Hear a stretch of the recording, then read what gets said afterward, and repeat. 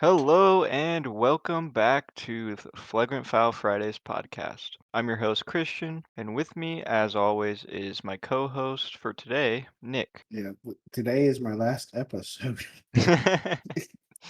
Well, we'll see. Depending how this episode goes, we might keep you.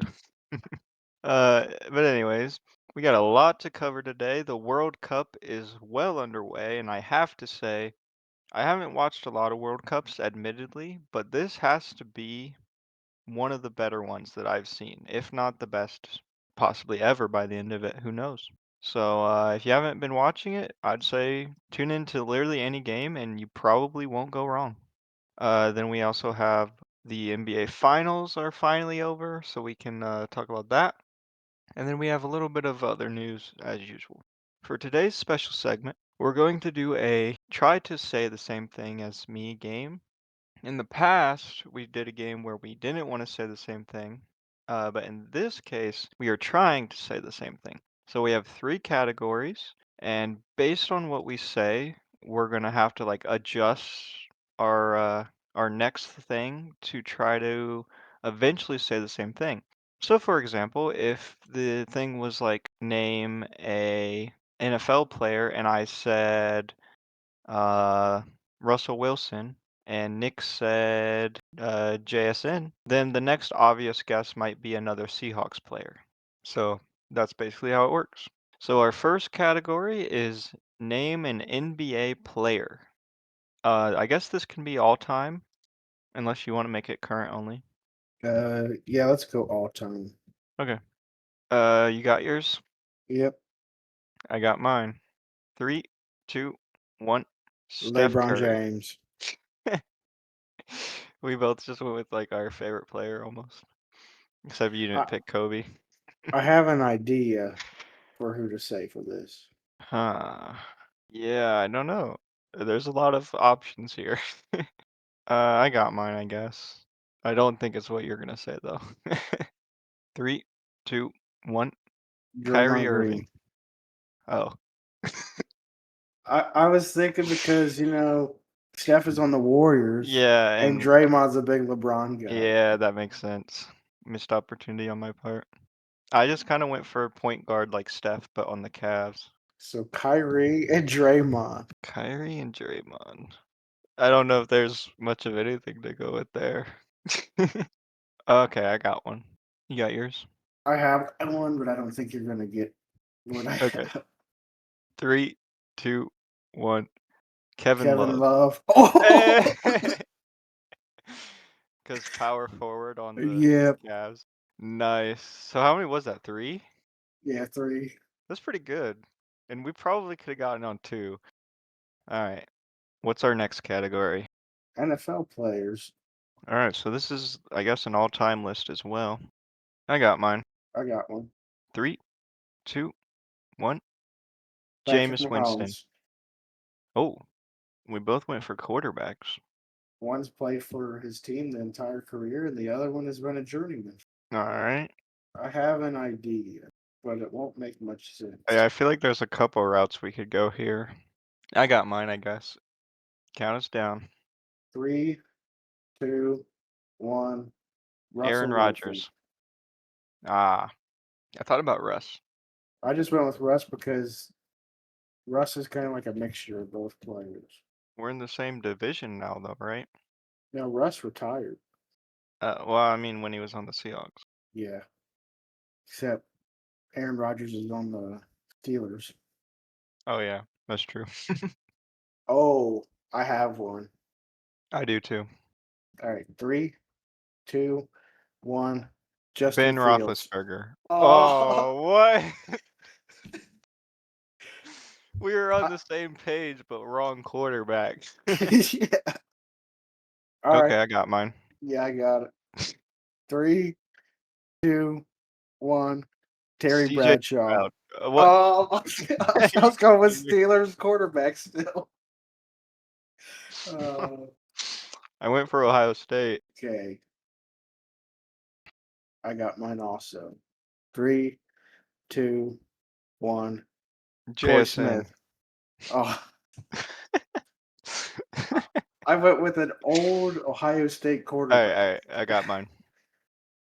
JSN and Troy Smith. You know, Oh, you know what to do. I'm going to do it, but you probably won't do it. Okay, All right, 3, 2, 1. Ezekiel Elliott. Eli Apple. Oh, Oh, wait. Okay, I know what the next step is. I got one. Three, 3, two, 2. one. J.K. Joey Dobbins. Bosa. Oh, Oh, wait, I went. wait. I I went definitely got defender. the next one. All right, Count us down. 3, 2, 1. Nick Nick Bosa. Bosa. How many was that? Like six? I have no idea. That took us a long time. It was worse than the other one, so it's not worth Yeah, noting. I would say at least 6 or 7. Yeah.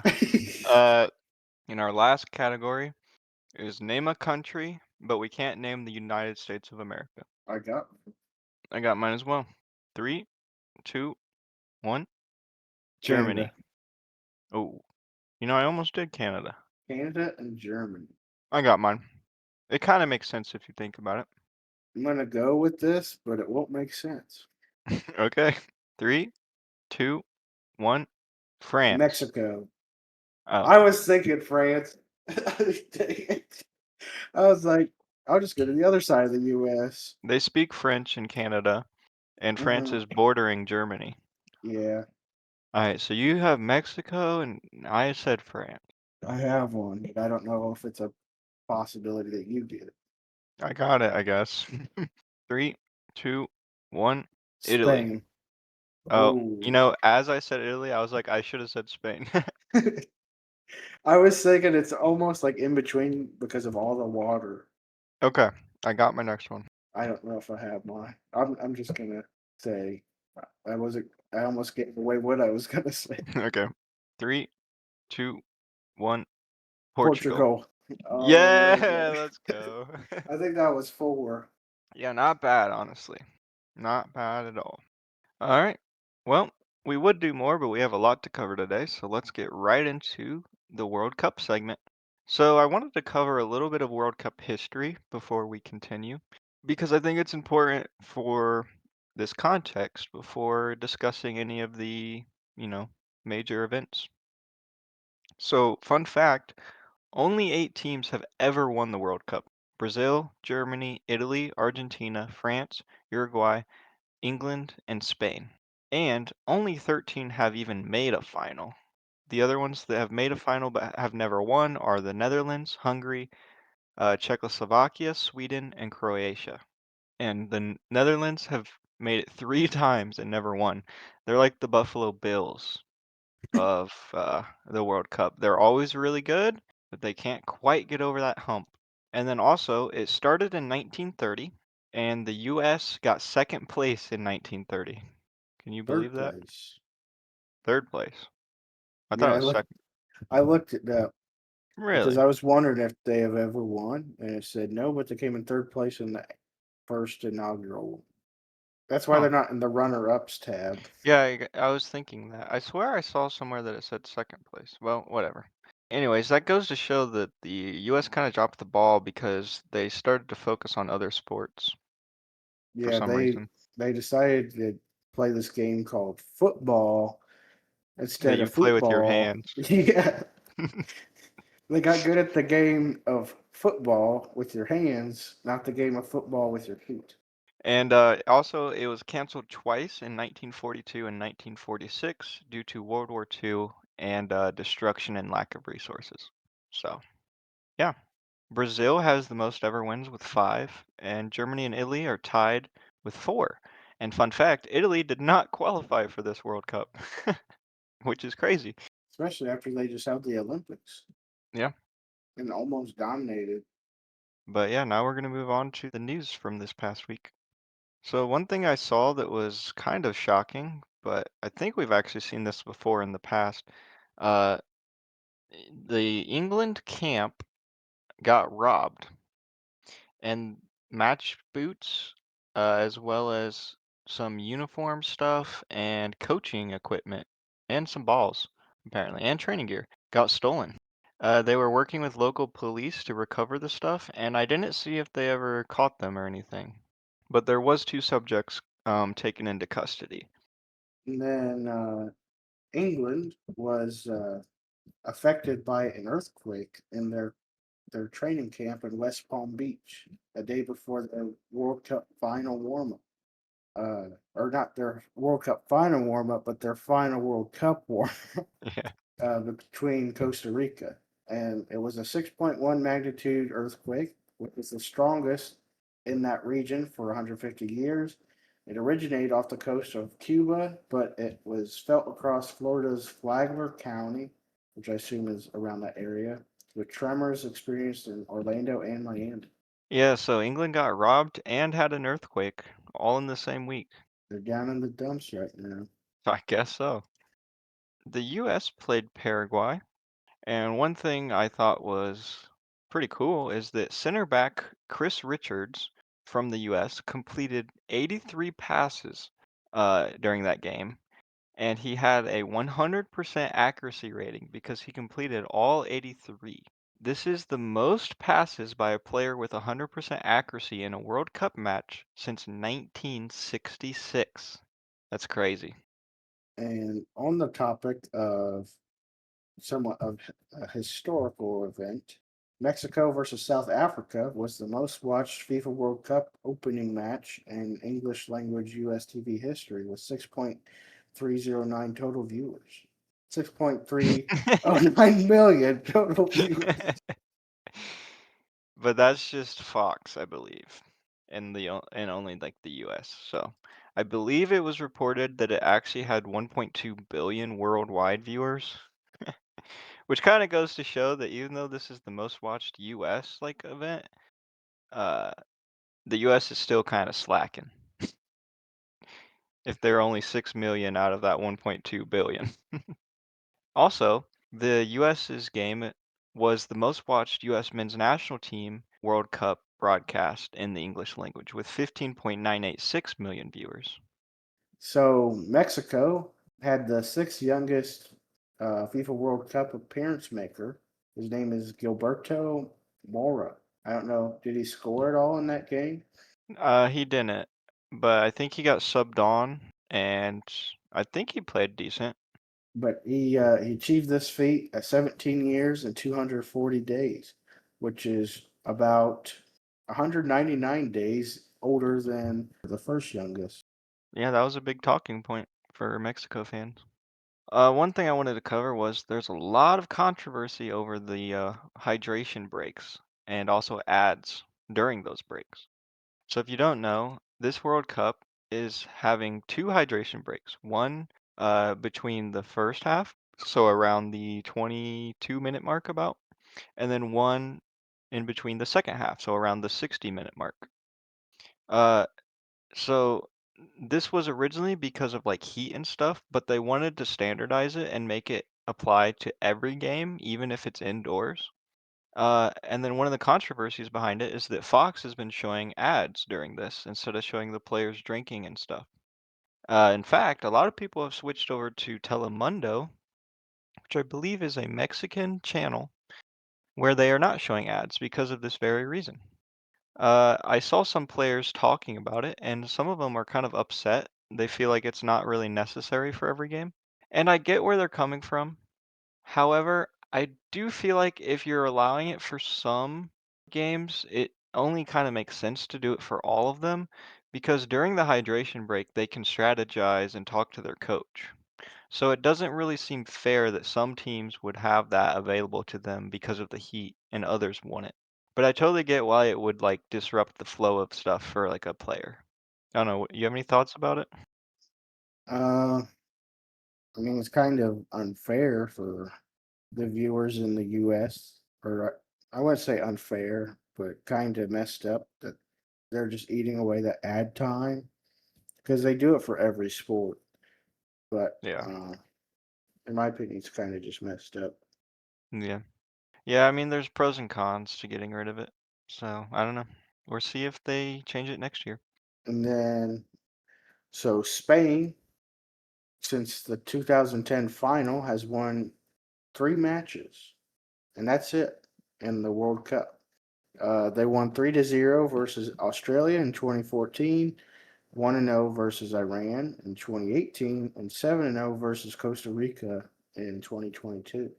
Yeah, so from being a dominant championship winning team to kind of bad, to be quite honest. And they still have really good players. What's crazy is the fact that they were able to blow these teams out. They even let them score, but then they didn't win any other games. Yeah. Now, mind you, there is draws. So, but even still, that's crazy to go like from the best team in the world winning a championship to being pretty bad for what, 26 years? I mean, obviously the World Cup is only every 4 years, but still. And another bit of news that's been kind of going around is Mbappe and Erling Haaland. So Mbappe is 27 years old and he has 58 goals in national team games. So this isn't just the World Cup. And he's also the all-time leading goal scorer for France. So he has 58 goals in 99 matches, which is pretty good. But then we look at Erling Haaland, who has 57 goals in 51 matches. He's also the all-time leading goal scorer for his national team. That means that he is scoring more goals than matches played. And Haaland is 25, 2 years younger than Mbappe. So definitely two players that will be probably breaking a lot of records if they continue to play for a while. So the Argentine government has handed U.S. authorities a list of 13,000 Argentine fathers who have failed to pay child support owed to their children. The move is intended to stop those individuals from attending World Cup matches. They said they will not be allowed into the stadium also. Those who fail to meet a responsibility as fundamental as feeding their children must face the consequences. If they do not provide for their children, they will not be allowed into the stadium. The decision has been widely praised by the supporters. Yeah, so that quote that he said there was from the mayor of Buenos Aires. And I just thought this was kind of funny. Because you know, like, how popular Messi is for them. So this actually might get some people to start paying child support. Yep, I don't pay child support, but I also don't have a child. Well, keep it up. Keep Uh, it up. let's go on to our game results. Day one, Mexico beat South Africa 2-0. And South Africa had two yellow cards and two red cards. And at one point it was a 9v11 until Mexico got a late red card themselves. So this is the first ever opening match with three red cards in World Cup history. Also, the last two World Cups had four red cards total the entire tournament. So on day one, match one, they already almost matched an entire tournament's worth of red cards in one game, which is absolutely crazy. And then right after that, South Korea played Czechia, and South Korea won 2-1. No red cards. Yeah, no red cards. And Czechia in that match scored their first World Cup goal in 20 years. Also, South Korea came back down 1-0 to win the game. I thought Czechia's set pieces looked really, really good. Um, and their second goal actually was offsides, or it would have been 2-2. And the South Korean goalkeeper had some big saves. So that was a pretty fun match. I watched that live. In fact, I watched pretty much all the games up until like yesterday because I had to work and stuff.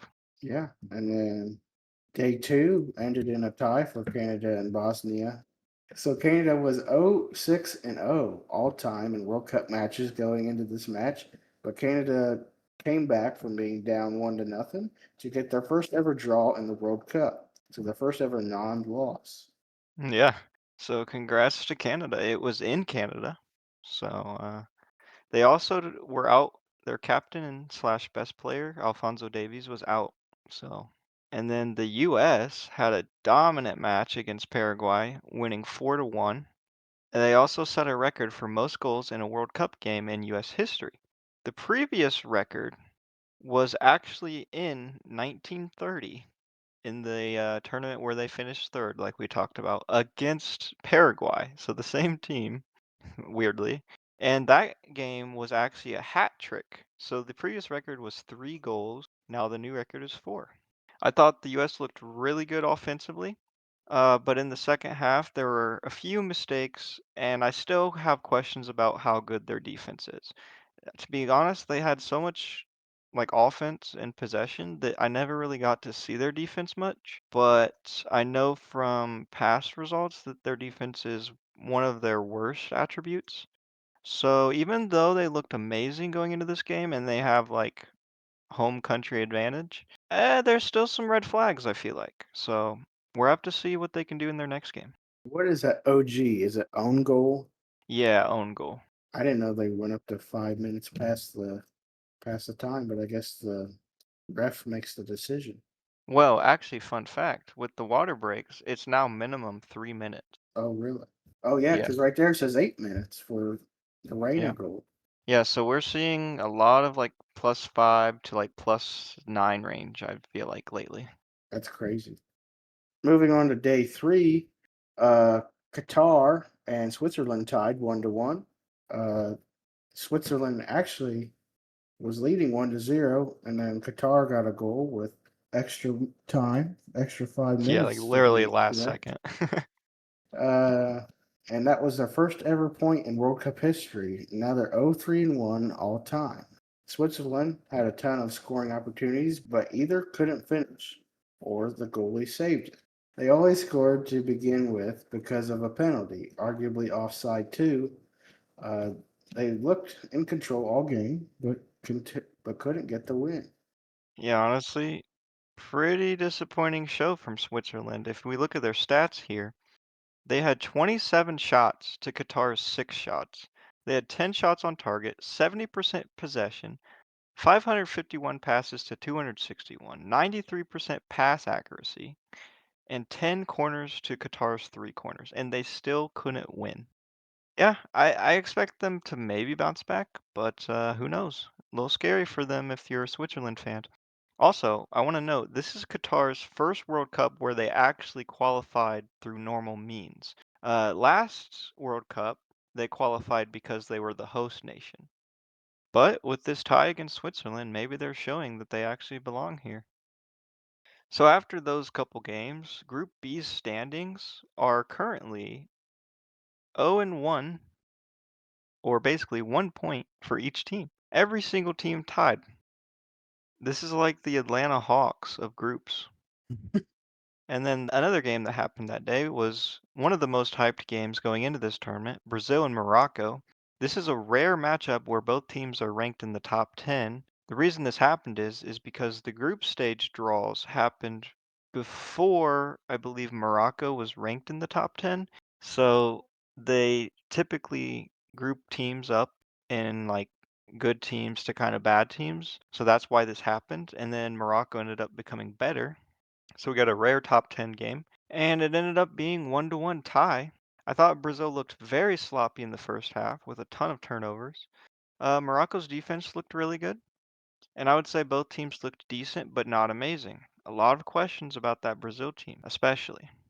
And another game on day three was Haiti versus Scotland. Scotland edged out Haiti, unfortunately. We're always rooting for the underdogs here. Well, I was Uh, rooting for Scotland. oh.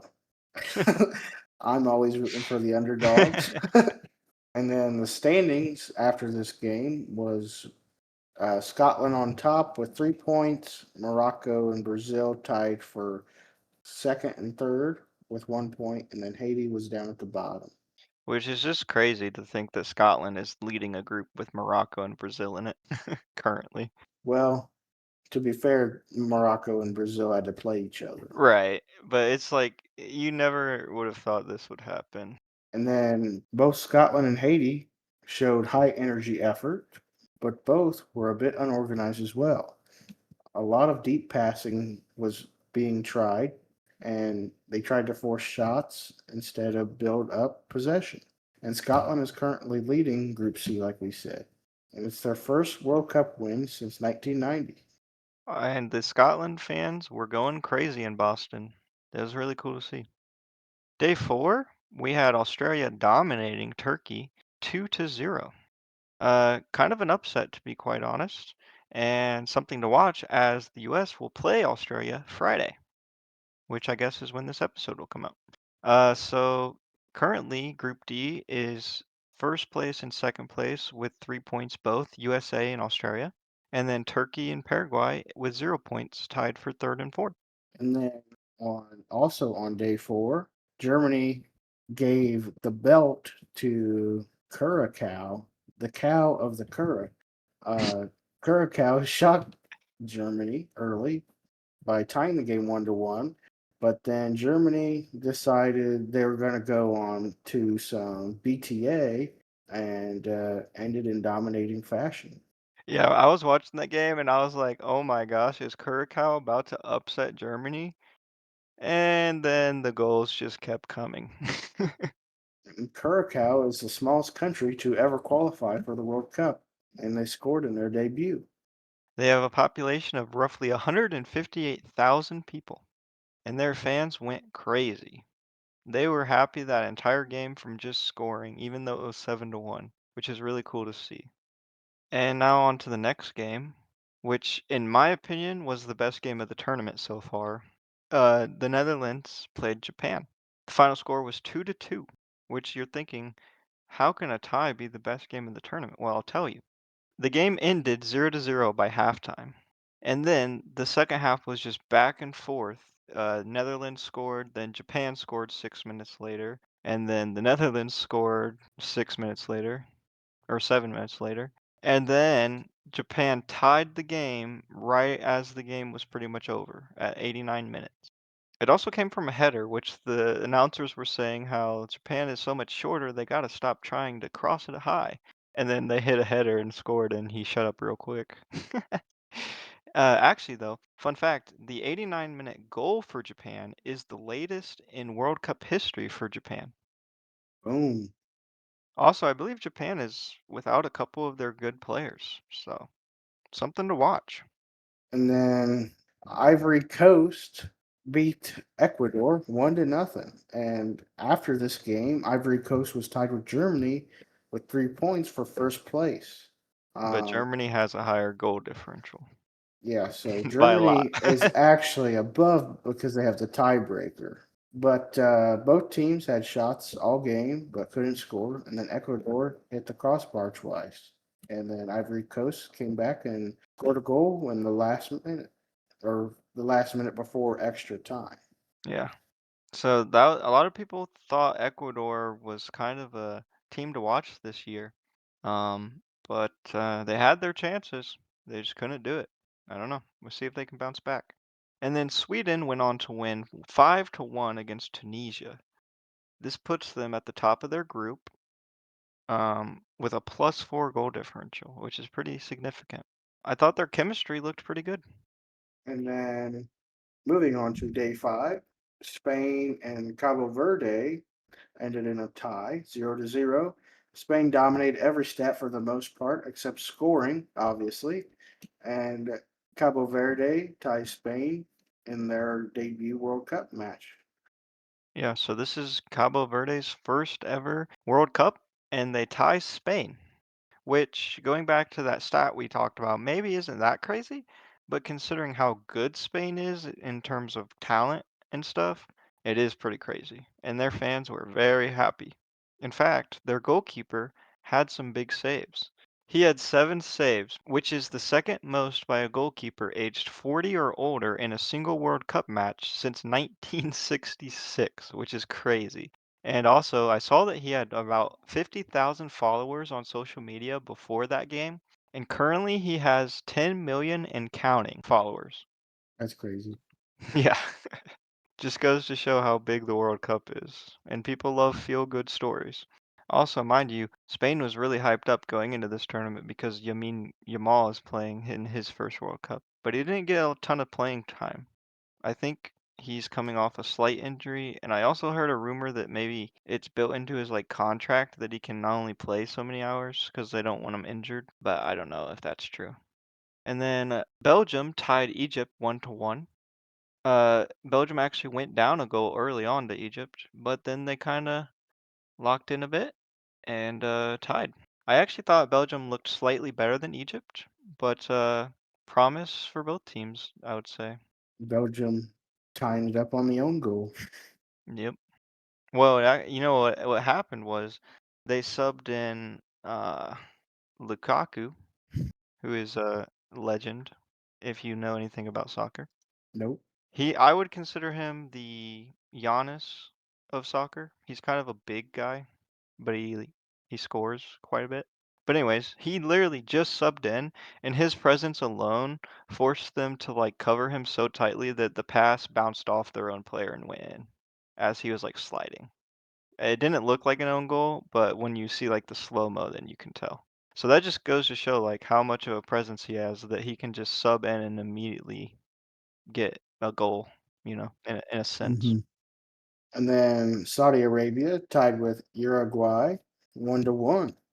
Uruguay scored late to tie the game with 80 minutes into the game, and they're looking to bounce back after a disappointing last World Cup. They are one of only six teams with multiple World Cup championships, and they didn't have a great start, but they showed signs of promise. Yeah, they've been kind of looking to bounce back because they haven't won a championship in quite a while. But yet they're one of only six teams, like you said, that have won multiple championships. So I would consider them the 49ers, historically good, but not lately. Or the Dallas Cowboys. Yeah, you're right. Dallas is a better analogy because 49ers are good at they just can't make it through the playoffs. Yeah. And Iran tied New Zealand 2-2. Uh, I don't really have any notes for that game. I was at work, so And then day six was a crazy day for the Golden Boot race. If you know, you know. Uh, do you know what that is? I assume the best goal scorer in the tournament. Yeah, it goes to the person with the most goals. So France led off the day 3-1. They beat Senegal. Kylian Mbappe had two goals and is now France's all-time international scorer with 58 goals. But France had a slow start with a 0-0 halftime score. Yeah. So kicking off that day, Mbappe scored two goals. Pretty impressive. Immediately after that, we had Iraq versus Norway, which is where Erling Haaland got his first ever World Cup debut. And he also scored two goals. And he actually had chances for more, but he couldn't quite get the hat trick. So I would say overall, Haaland had a great first World Cup debut. Because winning 4-1 is pretty dominant, I'd have to say. I actually think Norway is a sneaky team to watch. I used to play them in FIFA quite a bit, and I won the World Cup with them. So if that's any merit, it could happen. Speaking of hat tricks, Messi had a hat trick against Algeria. He had all three of Argentina's goals. Which is crazy because earlier in that day we had Haaland and Mbappe scoring two goals. So Messi just decided to one up them at the age of what, 40? How old is Yeah, he? I think him 38. and LeBron are about the same age, He's 38 years old. so a little bit younger than LeBron. So both teams scored back-to-back goals in the first 8 minutes, but both of them were offside, so they were canceled out. Uh, and Messi was one of them, so he could have had four goals. So Messi scored for real this time, and Messi now is the youngest and oldest Argentinian goal scorer in World Cup history, and the third oldest goal scorer in World Cup history for any country. Yeah, so that first goal broke that record. Yeah, and I think I saw that it's supposed to be his last one, so he won't ever be the oldest. Yeah, but you never know. You never know. Yeah, you never know. You never know because he scored again and again, and now he was tied for second most goals in World Cup history. Yeah, so the first goal, he was tied, or not tied, he became the third. And then his second goal, he became the second. And then he scored a hat trick, which is his first ever in World Cup history, and he's now the oldest to do so, and ties the record for most goals. Yeah, so then he went on to tie the record. All in one game. and then he got subbed off in the 79th minute. So he could have had 4 goals and broke the record, but the team was holding him from greatness. Yeah. So Messi now has 16 World Cup goals. And one thing to note, Mbappe is tied for fourth place with 14 goals. So he's only two behind Messi, which means we could see a battle for that record in this tournament between them. It's crazy, isn't it? Mbappe significantly younger. Yeah, he's 27. Wow, that's crazy. He'll probably end up breaking that record when Messi's done. Yeah, but to be fair, Messi is kind of more known for his assists, I would say. Hmm. So I feel like if he was more focused on scoring goals, he could probably be at about 20 by now, maybe. But it also somewhat depends how far into the tournament you make it. And Mbappe, I believe, has always made it far in every World Cup he's been in so far. So now we're going to move on to day 7, which is currently ongoing as of recording this. So we will have to fill you in on the rest of it next week. Austria beat Jordan 3-1. Portugal tied the DR Congo 1-1. And Ronaldo was very disappointing for Portugal. Yeah. A lot of people were betting on him to score a hat trick after what Messi just did. And one thing to note is no goals were scored in the second half. Yeah. And currently, England is playing Croatia, and it is halftime, tied 2-2. And Harry Kane has 2 goals. Does that mean we have another Golden Boot race now with Harry Kane? I don't know. Jeez. I don't know what he means by Harry Kane. What? That's his name. You don't know Harry Kane? Come I've on heard of now. Harry Kane. I was just making a joke. Tottenham legend. And then that's all our World Cup news for this week. We'll have some more news next week for you. Maybe a good Golden Boot race. Can't wait to see if England ends up winning that game. And then moving on to Ball in Order, former Raiders wide receiver Henry Ruggs was denied parole nearly 5 years after killing a woman in a car crash in Las Vegas. And so he will continue to serve his sentence. I don't remember how long it is, but I I know think he's it's like really. 15 years. I don't remember it being too long. I remember that they were really hoping that he would be able to do it and make a return to the NFL, but it doesn't look like that's going to happen. He also, I don't know if he got charged for this in any way, but he also killed the woman's dog, right? Yeah, well, it's crazy that it's been 5 years already. Yeah, I remember he had literally just got drafted when this happened, right? I think he played 1 year with the Raiders, and then it happened in the Was it one summer. year? I thought he never even touched the ball. Oh, I don't know. Did Henry Ruggs ever in the NFL? Yes, Henry Ruggs played in the NFL as a wide receiver for parts of 2 seasons. 2 seasons. Jeez. He played 20 games Weird. I don't remember him actually playing. That's weird. I do remember having his My Team card. He was fast. in Madden. Yeah.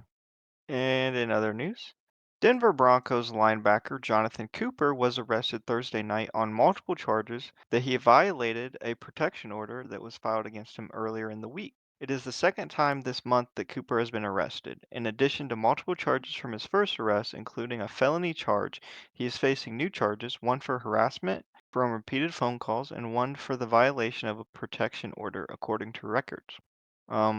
This is the guy that tried to eat the phone, right? I don't remember. I thought that was a Bears player, but it could have been him. Jonathan Cooper was arrested and charged with domestic violence following a dispute with his girlfriend, according to police. He put his girlfriend's phone in his Yeah, mouth and chewed yeah. it. Yeah. Okay. So it This. was him. Okay.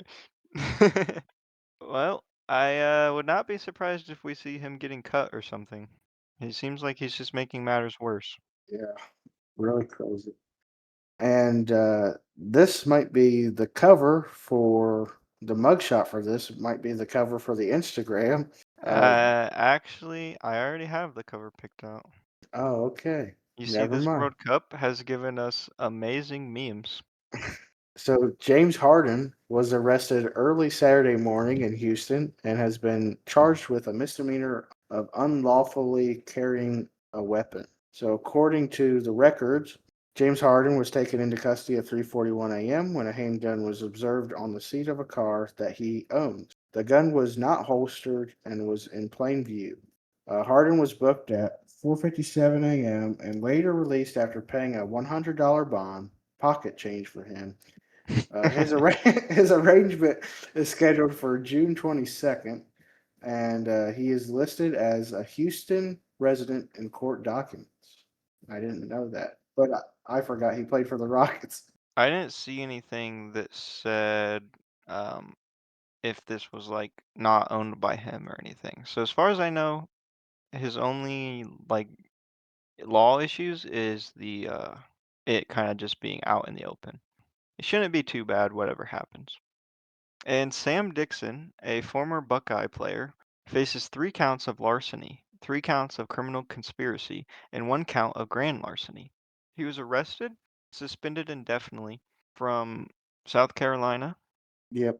who he transferred from Ohio State to play for, and he's facing multiple charges, including 3 counts of breaking into an automobile and criminal conspiracy, along with 1 count of grand larceny valued between $2,000 and $10,000. He was booked at midnight on Saturday and granted a $150,000 bond, not pocket change for him, probably. Yeah, probably not. But he remained detained at Alvin Esklin Detention Center as of Sunday evening. I don't even remember him playing for Ohio State, so I assume he was probably a bench player or something. You remember Sam William Dixon? No, you do. Yeah, I do. What did he do? He was a running back.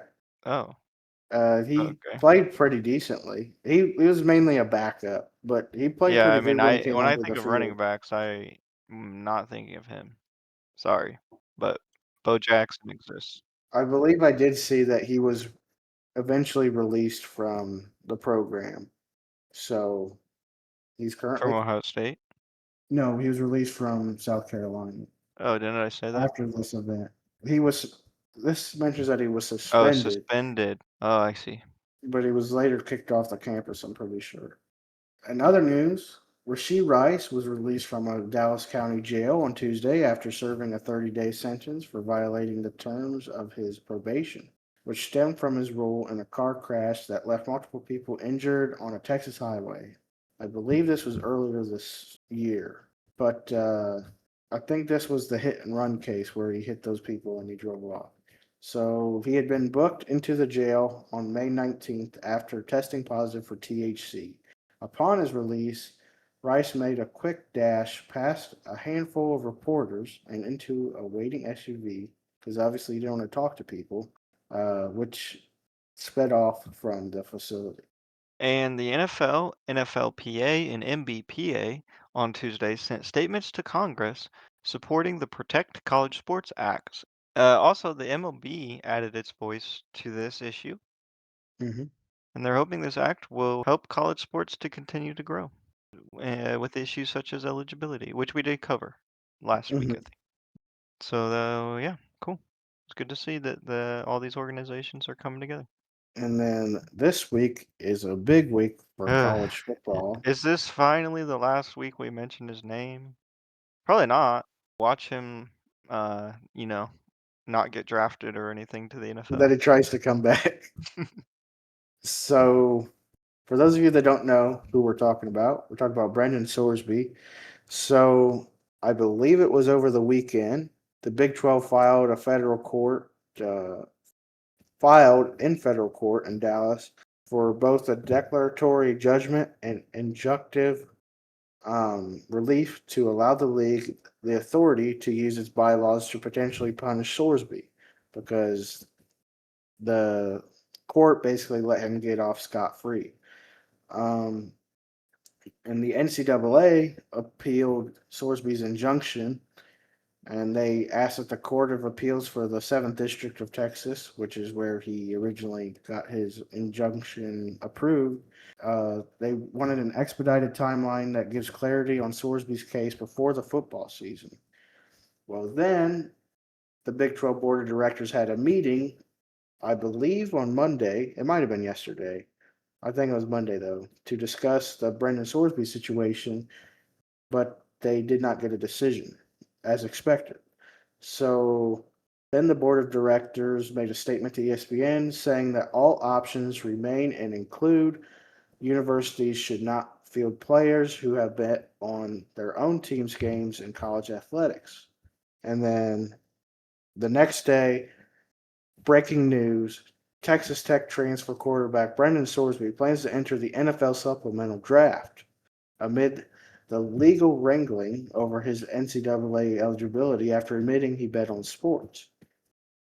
So the next steps for him right now, in case he doesn't know and he's listening to the podcast, um, he will withdraw the court filing in Texas, and that'll make him ineligible. Once that's formalized, they'll apply for the NFL supplemental draft, which is likely. It was likely to be in the next 24 hours, but I haven't heard any updates. And then there's a pro day for Sorsby tentatively scheduled for July 10th in South Lake, Texas, at Carroll High School. Now, do you think he's even good enough to make the NFL? I believe he was like the top quarterback in the transfer portal, so I think a team would be interested potentially, but I don't know after all the scandal stuff that happened. Yeah, I wonder about that too. But yeah, this whole situation was a mess, and it was potentially jeopardizing the really college football as a whole, and like what players are or aren't allowed to do. Yeah, like we mentioned last week, there was multiple conferences and teams that didn't want to play them next season because of it. All right, now we're gonna move on to the NFL segment. So a couple offseason moves have been happening. The Chiefs are adding 2 years to Patrick Mahomes' contract, tying him to Kansas City through 2033 at a value of $504.75 million, making it the first NFL deal valued at over $500 million. Yeah, that's insane considering. He's coming off injury. Yeah, and you have to think he's going to regress sometime within the next 3 or 4 years. In my eyes, other people might see it differently because he'll be getting close to 12, 13 years in the league by then. So, Yeah, it's definitely possible. so let's see. How old is Patrick Mahomes? 30. He's 30. So by that season, he will be 36 or 37. So he could still be good, but he probably will regress slightly. And then in other news, the Broncos and Sean Payton have reached an agreement on a new 5 year contract. And Aaron Brewer and the Miami Dolphins reached an agreement on a 3 year, $52.5 million extension that includes $37 million guaranteed. Deal makes Brewer one of the highest paid centers in the league. And Jets and Joe Tiptoe Tipman reached an agreement on a 4 year, $66.4 million extension that includes $34.9 million guaranteed. And we talked about how this court case uh, didn't lead to any legal results for Stephon Diggs, but the NFL officially closed its review of the matter. This is, of course, referring to Stephon Diggs' case against his former chef. The NFL said that there was insufficient evidence to support a finding of personal conduct violation against his former chef. So that whole thing seems to be probably done now. And then the last thing we have to cover for NFL, we sadly have to report that former NFL defensive lineman Alden Smith died Saturday in San Francisco. He was 36 years old. He played 6 seasons in the NFL for the San Francisco 49ers, Oakland Raiders, and the Dallas Cowboys, which he was originally selected by the 49ers with the seventh pick in the 2011 draft. And then the team confirmed his death on Saturday afternoon, and no cause of death was given. Yeah, there's no cause of death. However, I did see that it was reported that he was delivering pizzas to homeless charities shortly before his death, and he was found slumped over in a passenger seat of a truck. So, who knows? Yeah, I don't know. That's crazy. And now we're going to move on to the NBA segment, which will start to die down a bit as the season has concluded. When the Spurs beat the Knicks in Game 3, It was the most watched NBA Finals Game 3 since 1998, averaging 23.8 million viewers and peaking at 26.3. Yeah, I think somewhat of a major factor in this was it was the first finals in Madison Square Garden since 1999. So a Yeah, lot of people wanted to see that, I guess. But sure. still crazy nonetheless, if that played a factor or not. So now we got some game four news. The Spurs set the record for the most threes made in a finals half, which was 14 threes. And they still lost that game. Yeah. And then after the game, Knicks fans were fighting, destroying things, attacking the Spurs bus, throwing eggs at police and Wemby at his hotel, lighting explosives, and anything else you can really think of. I've even seen videos of them attacking restaurant workers. Yeah, and spoiler alert, after they won, because the Knicks did win, they basically destroyed New York. I saw it was reported there was like 63 arrests, like 3 stabbings, 1 shooting. They set a bus on fire. Really great fans, to be honest. Setting a really good precedent for other NBA fans. And World The Cup World Cup fans who fans. are visiting New York. Honestly, this kind of behavior is completely disgusting and unacceptable. Do better, Knicks fans. And I know a lot of Knicks fans will say those aren't true fans, but But bruh.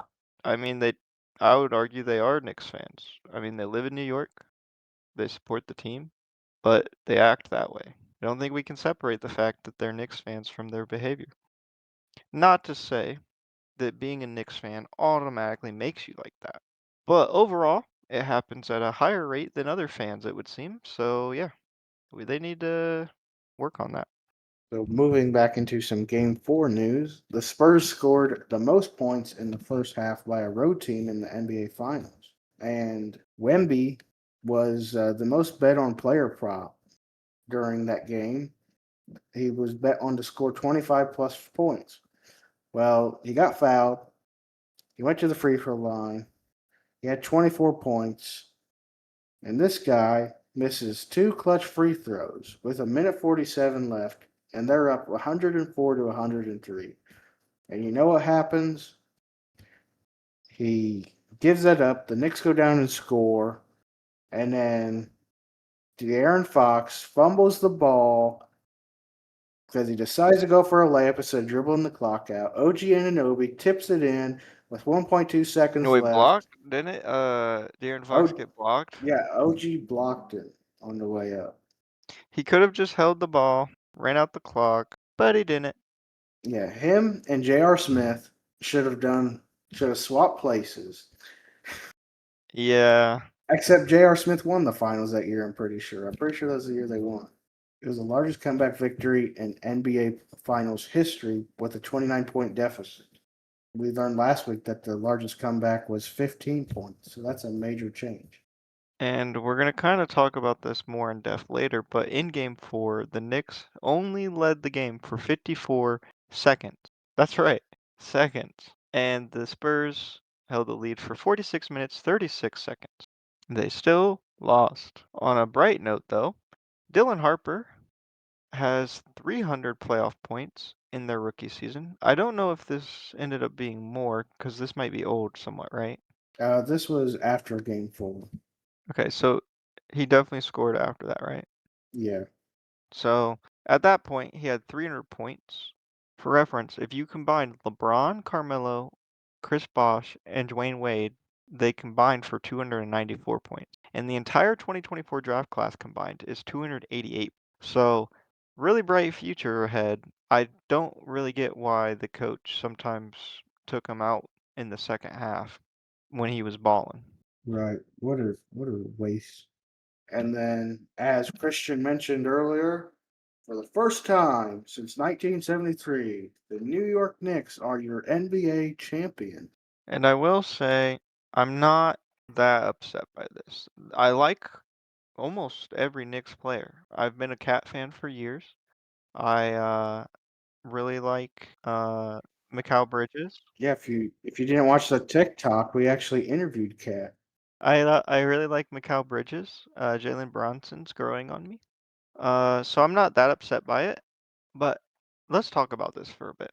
Why do you think the Spurs lost? A lot of people are pointing to youth and coaching. I think the Spurs lost because they got in their heads that they were ahead. They weren't playing 0-0 all the time, Yeah. and they let the Knicks come back. I will say it's not guaranteed that they will ever get back to the finals, but if they do, and if they make some coaching changes in the process, that's fine. I'm not upset about that. I think having experience will benefit them. Because this to me just screams young, inexperienced team making dumb mistakes that cost them multiple games. Not to take away from the Knicks, they are an amazing team, but man, this is the biggest like you could have won but didn't, I think, in maybe NBA Finals history, at least that I can recall in recent years. The only other would be like the 2016 Warriors, right? But again, that's Hmm. prime LeBron they're going up against. So that has somewhat of an excuse. Jalen Brunson also became the fourth player in NBA history to score 45 points in a final clinching win. Rick and Jalen Brunson, speaking of Jalen Brunson, are the first father son coach player duo to win an NBA championship together. And the Knicks became the first team in NBA history to win both the Emirates NBA Cup and Larry O'Brien Trophy in the same season. It's it's kind of a weird stat since the NBA Cup hasn't been around that long, but But if it is gonna remain for 50 plus years, this is a historic moment. yeah. And then those of you that didn't watch college basketball, Jalen Brunson, Josh Hart, and Mikal Bridges all played for Villanova back in 2016 when they had that Cinderella run, I believe it was, right? I don't know if I would call it a Cinderella run. I think they were somewhat highly ranked. Is that the game where they had that buzzer beater to win? I think so. Entering the tournament, they were the two seed, so yeah, they weren't Cinderella. But they made a legendary run to the title, culminating in one of the most iconic moments in college basketball history. Yeah. Uh, Defeated the North Carolina Tar Heels 77 to 74. I believe they were heavy favorites too. Yeah, and it was a buzzer beater win. It was crazy. Yeah. But anyways, Jalen Brunson, Josh Hart, and Mikal Bridges were all on that team, and they're teammates on the Knicks now, and they won an NBA championship. 10 So years later. that's got to be that's got to be pretty cool for them. I didn't even know they were on Villanova together. I had no clue. Yeah, so this is a big thing for Jalen Brunson because everybody was saying he's undersized. If he's the number one guy, they were saying you're not going to win a championship with him as your number one guy. They did it. Yeah. So let's get into why the Spurs lost. Honestly, I don't know. But here's why they should have won. The Spurs led game 1 by 14 points. The Spurs led game 2 by 12, game 3 by 12, game 4 by 29, and game 5 by 16. Now, obviously, basketball is a game of runs, so holding a lead doesn't necessarily mean a ton, but nonetheless, at one point, they had a pretty good lead in every game. They also spent 72% of the total time in all of the games leading to the Knicks 24%, and then it was tied 4% of the series. How do you lead 72% of the time and still lose? They just need to learn how to play the second half. But you know what's weird? I don't remember them being a second half struggling team against any other team during this playoff run. So where did this come from? I'll give you a chance to guess which game they won out of those 5 games. I'll give you a hint, and it wasn't the 14-point lead in game one. It was the lowest point lead, 12 points in game three. Yeah. That's crazy. I don't remember them struggling in the second half in the other playoff games, do you? No. So I just don't understand. Is this like nervousness being in the finals as a young team? I just don't get it. I will say the coach did make some questionable decisions, like not playing Dylan Harper at times. So I am really not opposed to them getting a new coach, to be quite honest. But I wouldn't be mad if they kept him either, assuming he fixes some of his issues. There's also rumors, or not, maybe not even rumors, but rather like information that LeBron might join the Spurs. I could see LeBron being very beneficial to a young team like that. especially since he has experience in the finals. I heard he could be going to the Mavericks. I also heard he might just re-sign with the Lakers. Yeah, I did see yesterday they were saying it's like the top possibility right now. Yeah, In other news, Dylan Jones is now a two-time NBA champion. He is not a major player, but it's his first two seasons in the league. He played for OKC last year and then New York this year. He's already a back-to-back which champion. is So crazy. wherever he goes next year, he's probably going for ring number three as a bench warmer. And here's some stats about the Knicks this season. In this postseason, they had 13 straight wins, 4 closeout wins on the road, most 10 plus point wins in a single playoff series, or not even series, just playoffs in general. Most 30 plus point wins in a single playoffs, and then also highest offensive rating of any champion ever. So, like I said, not to knock against the Knicks. Obviously, the Spurs made dumb mistakes, but the Knicks clearly were a good team. And then I saw this stat and I was like, we got to talk about this because Dylan Harper was underused in the finals. So Dylan Harper had 18 points per game. He was second on the team. He had 6.4 rebounds per game, third on the team. He had a 49% field goal percentage, which was third on the team, but he only had 155 minutes played, which was sixth on the team. Yeah. I mean, other players were just so inconsistent. De'Aaron Fox, Stephon Castle, like, oof. I will say they need to get rid of Fox.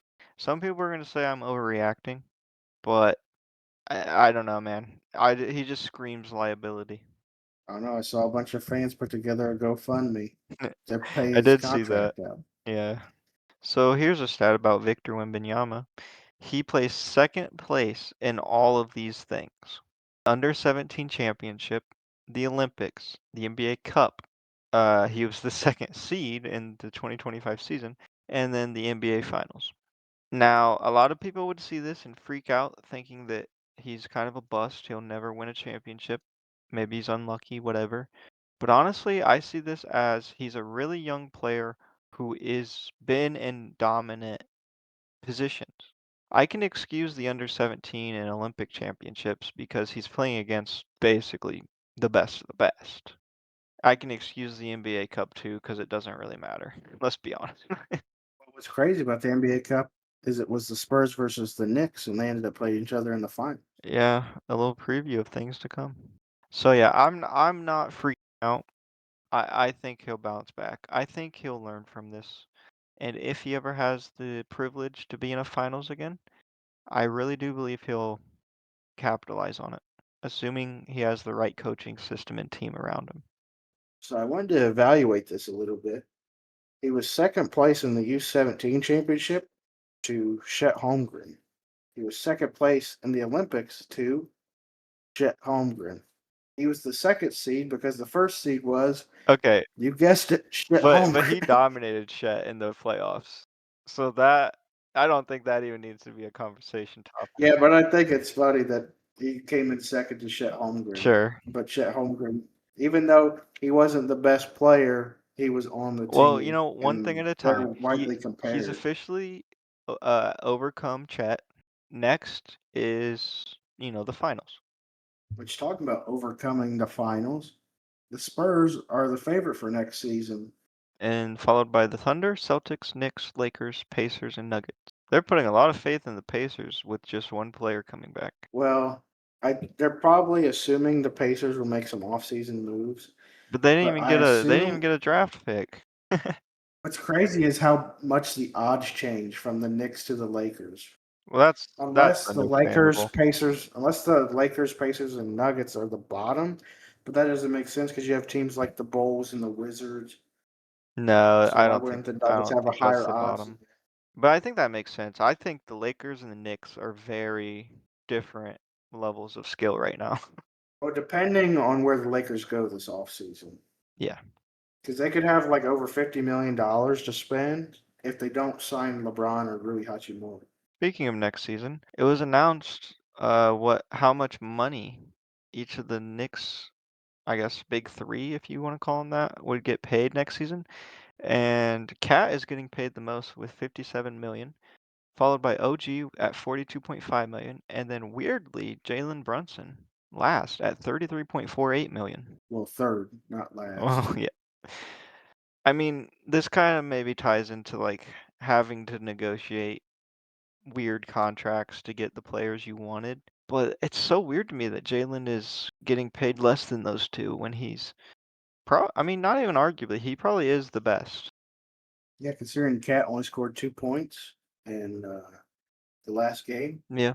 But outside of that, he did pretty good this playoffs.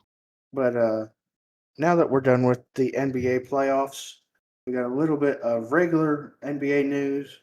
Now, this isn't really important per se, unless you have a Devin Booker jersey.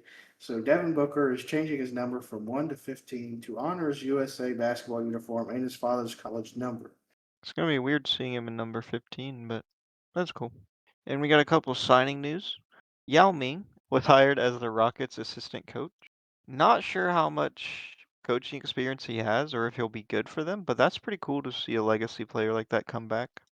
Yeah, I'd hate to be sitting right behind him at the games. Yeah. I mean, it was probably bad when he was a player, but you were probably excited when he was gone, kind of, because you could actually see from the second row. Anyways, the Chicago Bulls are finalizing the hire of Portland Trailblazers interim head coach Tiago Splitter as the franchise's new head coach. As we talked about like a month prior to this, I think, the Trailblazers said they weren't going to pay him big money because they want to pay a coach as less, like as low as Which possible. is crazy. We'll see if that Yeah, comes back to bite him. Watch him win like Coach of the Year. that'd be crazy. And then last bit of news for the NBA, the Washington Wizards center Alex Sarr underwent surgery to repair a fractured right foot on Monday. He sustained the injury on a contact play during an off-season workout, and he's expected to be healthy for the start of the season. And then moving on to our miscellaneous segment, we have a bunch of track news this week on miscellaneous. So Auburn's Jacoby Tharp sets a new world record in men's 110-meter hurdles at the NCAA Track and Field Championships. So he set a time of 12.75, and this was at Hayward Field in Eugene, Oregon. And the previous record was 12.8 by Aries Merritt in 2012. He became the first man to break a track record at the NCAA championships in 50 years and completely demolished his previous personal record at 13.01. And I'm assuming because this is a record, it was at legal wind speeds. Do you know? I don't know for sure. Because certain like times or records don't count if the wind is at a certain speed.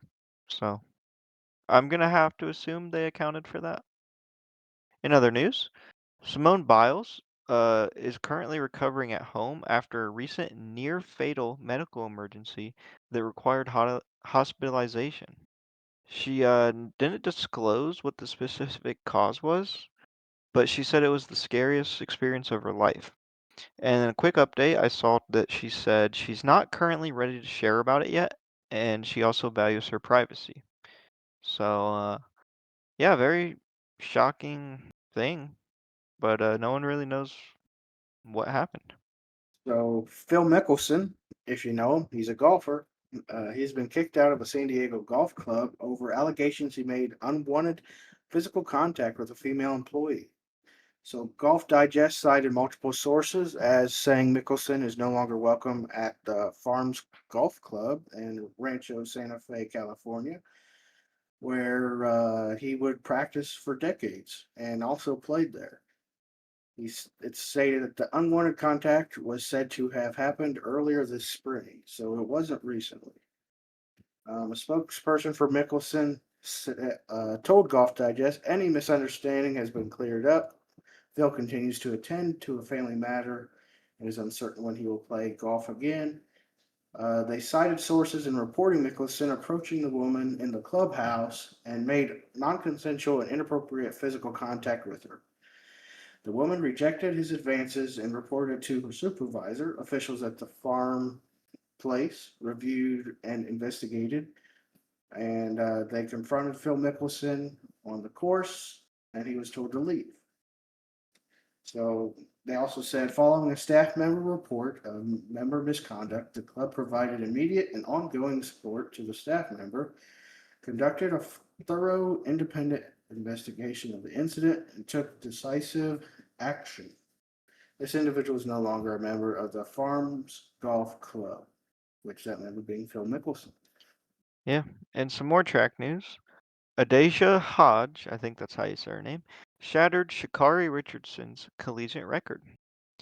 She ran a 10.63 in the women's 100-meter dash for University of Georgia, which is a new NCAA record, and it's the fifth fastest time in world history. Sha'Carri Richardson set the record in 2019 with a time of 10.75, and she was on LSU at the time. Now she's a professional sprinter. Now we got some baseball news.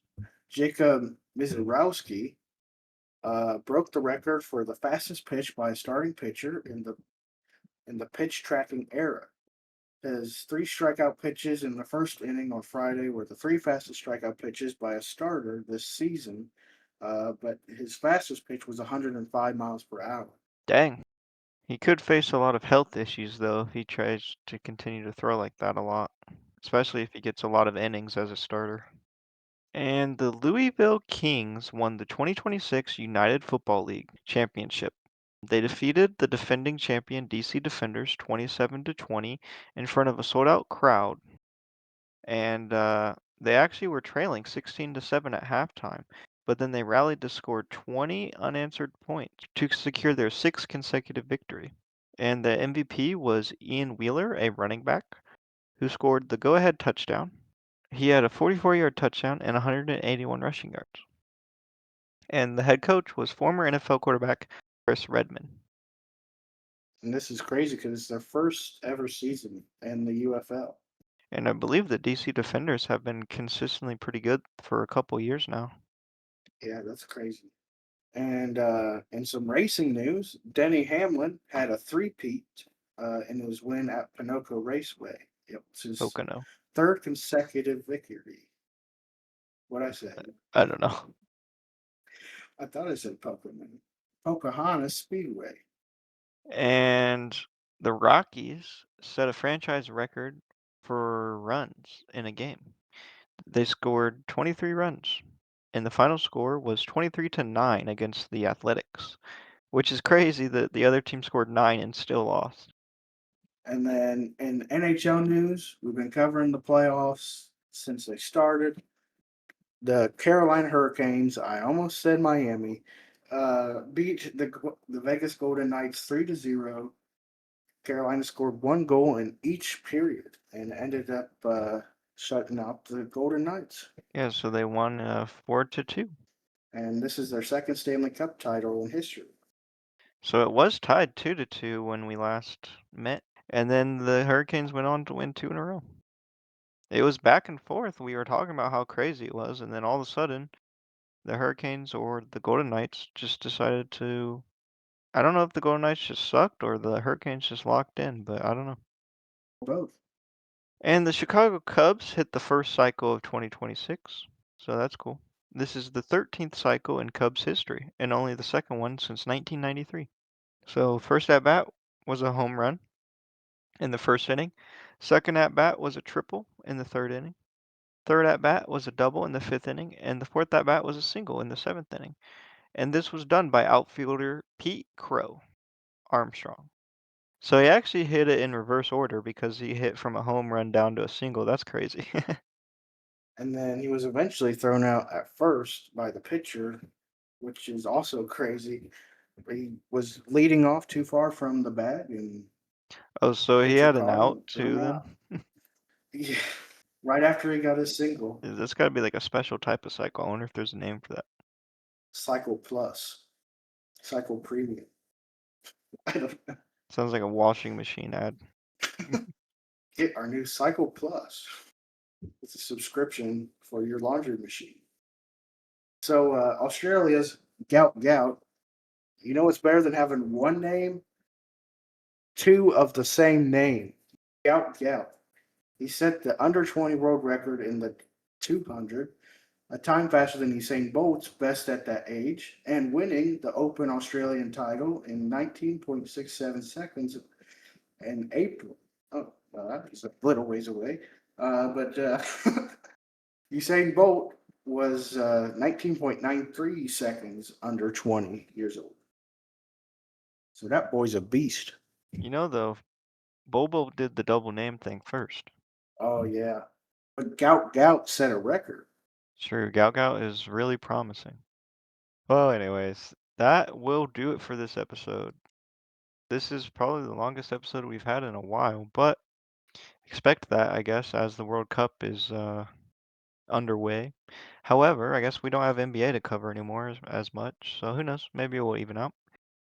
Well, there will be some off-season news. I know the draft is in a couple.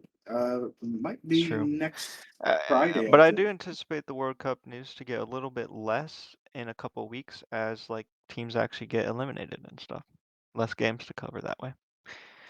But yeah, that'll do it. We will see you guys in the next episode. And as always, thanks for listening. Leave a comment. I don't care what you say, but say it. Keep it PG. We can go PG-13. Oh, okay. And yeah, keep your stick somewhere on the ice. On the ice, not like the Vegas Golden Knights True. Or the Spurs. or the Spurs. Yeah, they definitely did have their stick on the ice. That's why they lost. Anyways, Correct. see ya.